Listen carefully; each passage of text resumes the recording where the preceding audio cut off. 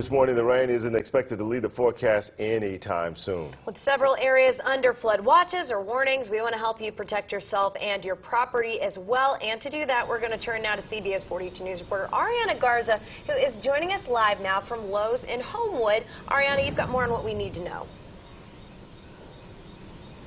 Yeah, that's right. Good morning, Lee. They've got quite the spread for us to help us out this morning, and Walt is here now to tell me about some preventative maintenance you can do around your house to prevent flooding.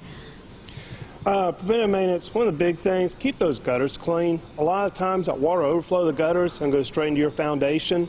At this point, as much rain as we had, really we need to start looking at getting the water up that we already have. Obviously, if you've got water coming through windows or doors, or you got a hole in your roof, we need to get the tarps and go ahead and get that covered up. Also, if you got standing water, the sump pumps, best way to go. These pumps will do up to 25 gallons per minute. You can hook it up to a garden hose. Probably also a good idea to use an inline ground fault circuit on that. Water and electricity do not mix, so you want to make sure you're protecting yourself while you're saving your property.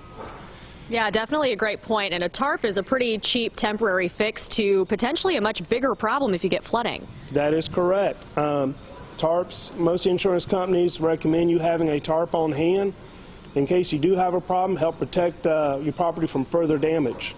Okay, and then this weekend is a tax-free weekend for some areas. Can you tell me more about that in terms of preparedness?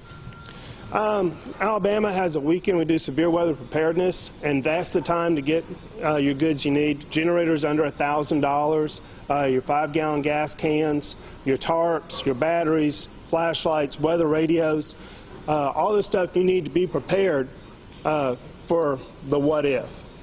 Okay, and y'all are here in Homewood, and you were telling me that Homewood is participating in that, right? Homewood is participating in that.